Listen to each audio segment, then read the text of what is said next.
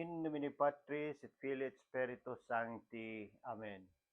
Shalom, Aleichem. Magandang umaga sa ating lahat, sa mga panig ng buong mundo, mga nakikinig at nanonood ngayon. Atin naman pakinggan ang mabuting balita ng Panginoon ayon kay San Marcos. Glory to you, Lord Jesus Christ. Noong panahong iyon, pag-uwi ni Jesus, muling nagkatipon ang napakaraming tao. Ano pat hindi man lamang makuhang kumain ni Jesus at ng kanyang mga alagad. Nang mabalitaan ito ng kanyang mga kasambahay, sila'y pumaroon upang kunin siya, sapagkat ang sabi ng mga tao, nasisiraan siya ng bait. Ang mabuting balita ng Panginoon. Praise to you, Lord Jesus Christ. Pagnilayan natin bilang mga Romano Katoliko sa mabuting balita ngayon, makikita natin si Jesus na lubos na naabala sa paglilingkod. Dumagsa ang mga tao, kaya't hindi na siya makakain, kasama ang kanyang mga alagad. Sa sobrang malasakit niya sa mga nangangailangan. Nakalimutan niya ang sariling kaginhawaan. Ngunit ang mas masakit dito, maging ang kanyang mga kasambahay ay hindi siya naunawaan.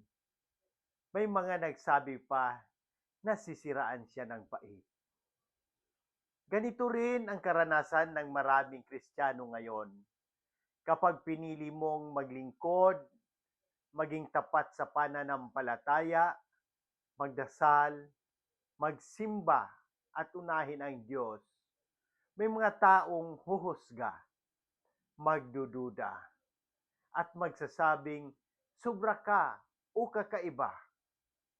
Minsan, ang mismong pamilya umalapit pa sa atin ang hindi nakakaintindi. Mga halimbawa, si Jesus ay sobrang abala sa paglilingkod, kaya't hindi na siya makakain. At may mga taong nagsabi na nasiraan siya ng bait. Una, isang active sa simbahan. Ang isang lector, choir, extraordinary minister of Holy Communion, or catechist. Laging nasa gawain ng parokya, laging presente sa misa, at outreach. Sasabihin ng iba, sobra ka na, parang panatiko ka na.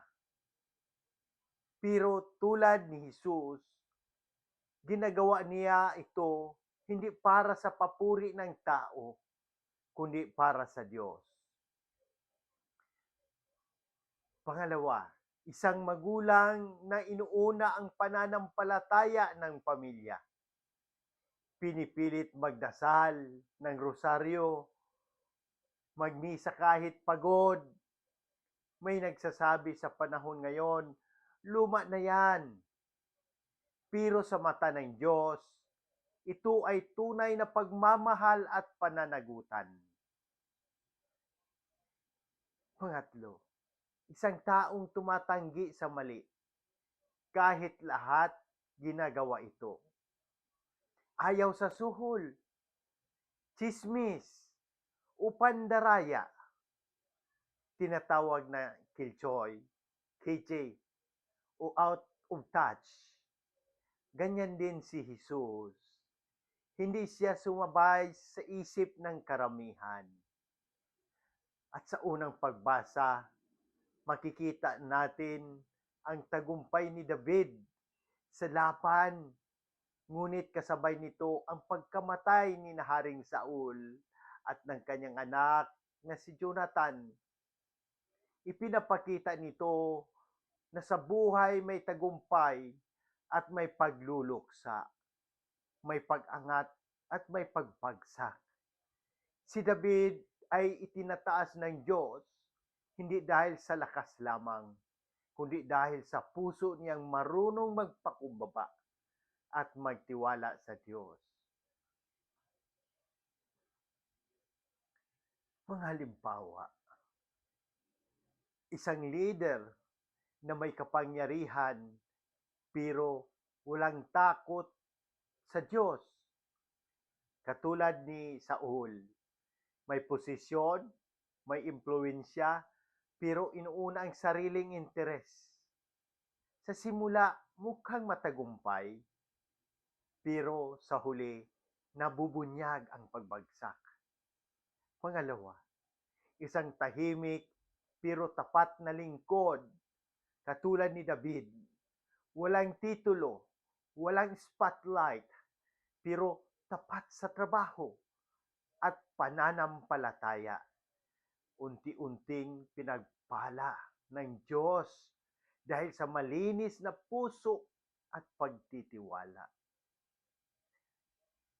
Pangatlo, pagkawala ni Jonathan, mabuting tao na nadadamay sa maling desisyon ng iba. May mga anak, empleyado o inosente na naapektuhan ng maling pamumuno.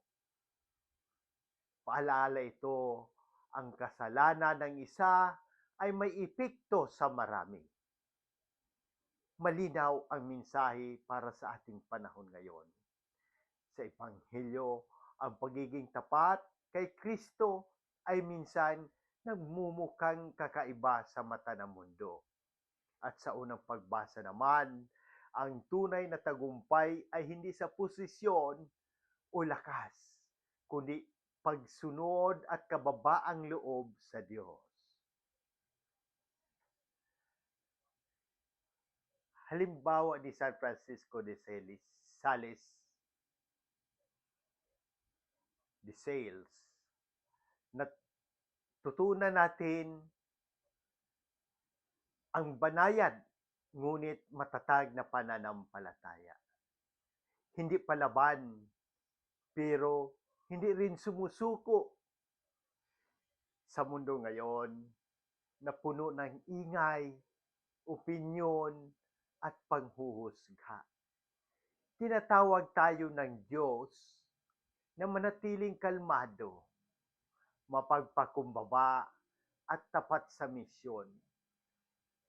Kung ikaw man ay naglilingkod, nag-aalaga ng may sakit, nagdarasal para sa pamilya, o tahimik na pagpasa ng krus, hindi ka baliw, hindi ka nag-iisa, at hindi ka nakakalimutan ng Diyos. Tulad ni Jesus, ang tunay na sukatan ay hindi ang opinyon ng tao, kundi ang kalooban ng Ama. Manalangin tayo. Panginoong Diyos na mapagmahal, lumalapit kami sa iyo na may kababaang loob at buong pagtitiwala.